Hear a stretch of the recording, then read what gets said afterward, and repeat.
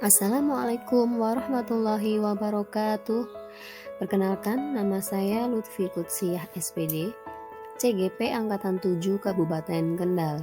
Di sini saya akan memaparkan tugas 1.4.A.6 demonstrasi kontekstual penerapan segitiga restitusi. Perkenalkan, nama saya Lutfi Kutsiah. Di sini sebagai guru yang akan menyelesaikan kasus siswa dengan segitiga restitusi. Yang kedua, Oktaviola di sini adalah aktris, nanti sebagai kasus yang kedua. Yang selanjutnya adalah Fahardia, di sini aktor sebagai kasus yang pertama. Dan tak lupa fasilitator kami Ibu Sri Winarti SPD SD yang selalu menemani dalam pembelajaran, serta Ibu Dahlia Frahmawati SPD sebagai pengajar praktik. Tujuan pembelajaran ini yaitu CGP dapat mempraktikkan pemahaman tentang penerapan segitiga restitusi dengan murid di sekolahnya. Tujuannya yang pertama menjelaskan restitusi sebagai salah satu cara menanamkan disiplin positif pada murid sebagai bagian dari budaya positif di sekolah. Yang kedua, menerapkan restitusi dalam membimbing murid berdisiplin positif agar menjadi murid merdeka. Yang ketiga, menganalisis dengan sikap reflektif dan kritis penerapan disiplin positif di lingkungannya. Segitiga restitusi ialah proses menciptakan kondisi bagi murid untuk memperbaiki kesalahan mereka, sehingga mereka bisa kembali pada kelompok mereka dengan karakter yang lebih kuat, menurut Gosen tahun 2004.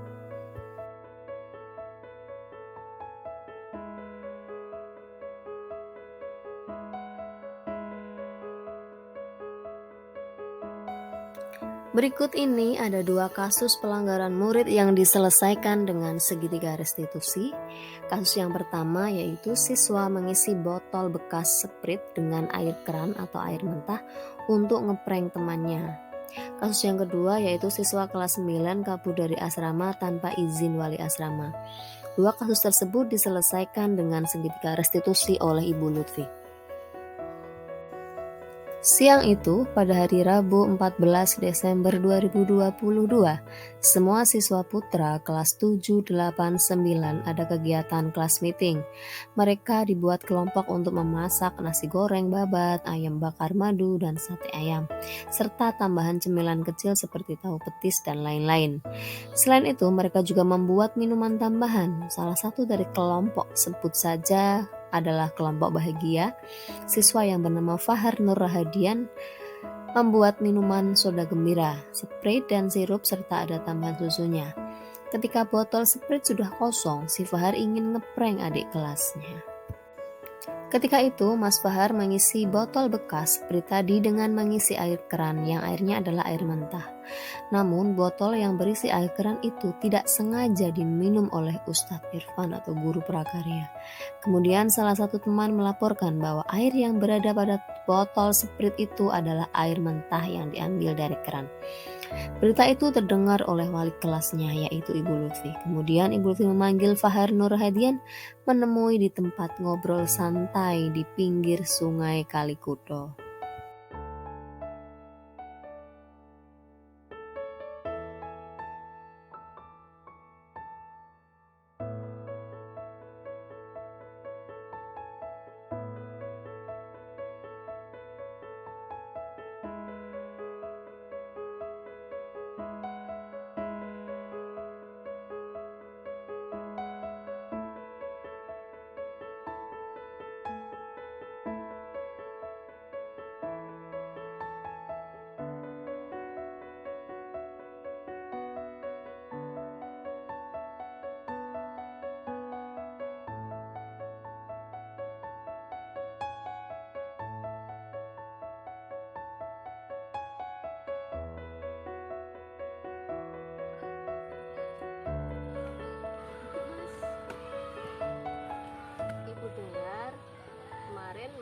mengisi botol sprit diisi dengan air mentah. Kenapa Mas Dian melakukan hal itu?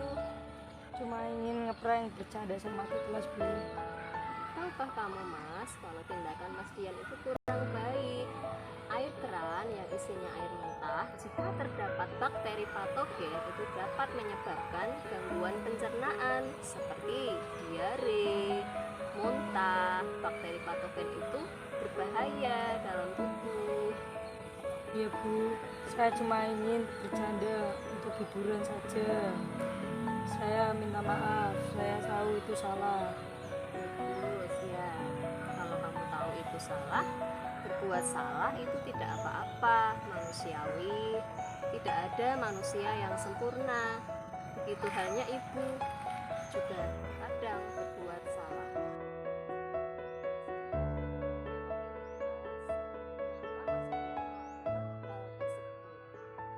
Iya Bu, tadi adik kelas dikit mau minta minum.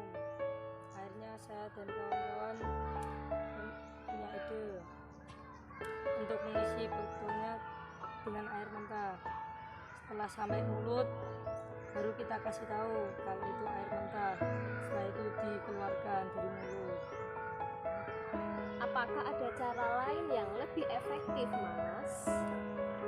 Iya Bu, ada.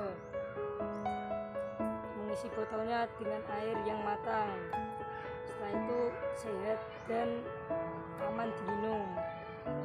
Baik, kamu sudah menyadari kesalahanmu dan mampu menyebutkan cara efektif. Selain tindakan yang dilakukan Mas Dian tadi yang merugikan, Ibu Ba, coba diingat-ingat kembali tentang kesepakatan kelas atau keyakinan kelas yang kita bahas kemarin. Ya Bu, saya tahu saat bercanda dengan adik kelas tidak boleh sampai kelewatan karena bisa merugikan. Bagus, apakah kamu bisa dipercaya dan dapat bertanggung jawab tidak melakukan hal itu kembali? Ya Bu, saya ingin menjadi siswa yang bertanggung jawab dan bisa dipercaya. Kasus yang kedua yaitu siang pada hari Kamis, siswa SMP IT ada peringatan Isra Mi'raj di masjid. Siswi kelas 9B yang bernama Oktaviola izin tidak bisa mengikuti kegiatan tersebut dikarenakan kurang enak badan, sehingga dia istirahat di asrama. Setelah beberapa jam kemudian, siswi tersebut melakukan aksi kabur lewat pagar TK dan melewati sawah. Dia berjalan sampai menemukan bis mini. Setelah bertemu bis, siswa tersebut naik bis sampai kota Kaliwungu. Namun, siswa tersebut yang bernama Vio sempat menuliskan surat kepada temannya yang bernama Intan untuk mengambilkan jemuran bajunya. Seketika itu Intan kaget, kemanakah Vio? Kemudian dilaporkannya ke ustadzah yang berada di asrama. Asrama ramai saat Intan memberitahu bahwa Vio pergi dari asrama tanpa seizin ustadzah. Semua guru dan teman-temannya bersama-sama mencarinya, namun tidak ketemu. Akhirnya pihak pondok menghubungi orang tuanya. Setelah pihak pondok menghubungi orang tuanya, ternyata si Vio sudah sampai di rumah neneknya. Kemudian dia cerita, "Kenapa pulang nak? Saya pulang karena sakit dan ingin dirawat sama Mbah." Dibawalah Vio ke dokter. Beberapa hari kemudian Vio disuruh menghadap Ibu Lutfi selaku kurikulum di SMP IT.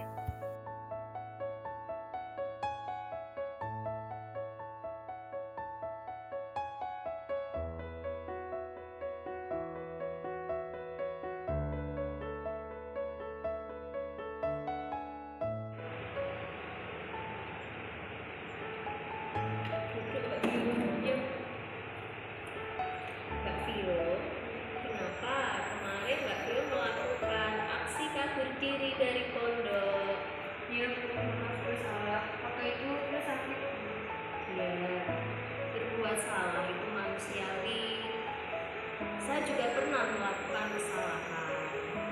Tahukah Mbak Vio, ketika Mbak Vio dalam keadaan sakit, pergi sendirian itu sangat berbahaya. Nanti bisa pingsan di jalan, atau misalnya ada tindakan yang tidak dikehendaki, menculikan anak misalnya. Mbak Vio tentunya memiliki alasan kenapa Mbak Vio melakukan aksi kabur diri dari pondok. Ya Bu, saya bosan sakit di pondok Bu. Saya pengen di rumah sakitnya, pengen dirawat sama Mbah. Oh, itu alasannya. Menurut Mbak Vio, apakah ada cara lain yang lebih baik atau lebih efektif selain kabur dari pondok? Ya Bu, ada. Misalnya saya jujur sama ustazah kalau saya pengen pulang, pengen dirawat Mbah di rumah. Daripada Vio kabur, malah ngawatirin ustazah dan nyari-nyari ustazah jalan. Kamu sudah menyadari kesalahanmu, sudah mengetahui cara efektif selain kabur, karena kabur itu sangat membahayakan diri sendiri. Coba Mbak Vio ingat-ingat, tahukah Mbak Vio terkait keyakinan kelas dan peraturan kelas yang telah disepakati di awal saat Mbak Vio masuk di SMP IT ini? Ya Bu, saya tahu keyakinan kelas. Seperti misalnya, ya Bu, saya tahu menaati peraturan di kelas. Seperti apa namanya Bu? Seperti pergi dari pondok itu harus izin sama guru atau ustazah-ustazah yang ada di sini. Bagus, jika kamu ingin menjadi anak yang sukses dan taat, maka kamu akan berjanji tidak akan mengulangi tindakan kabur itu lagi, karena tindakan kabur itu sangat mengkhawatirkan. Apakah kamu bisa dipercaya dan tidak melakukan tindakan itu lagi? Ya Bu, saya minta maaf. Saya tidak akan mengulangi lagi. Saya ingin menjadi anak yang bisa dipercaya. Contohnya bisa jadi contoh yang baik buat adik kelas dan bisa membanggakan orang tua. Perasaan saya setelah melakukan praktek segitiga restitusi adalah sangat senang dan terkesan. Ketika saya melakukan kesalahan mengisi minuman di botol dengan air mentah, saya tidak dimarahi Bu Lutfi. Justru saya malah dikasih nasihat dan pengarahan dan mencari jalan keluar. Dan saya tidak akan mengulanginya lagi. Terima kasih Bu Lutfi. Perasaan saya setelah mengikuti kegiatan segitiga restitusi, saya merasa senang karena ketika saya melakukan pelanggaran atau melakukan kesalahan, Ibu Lutfi tidak memberi sanksi atau hukuman.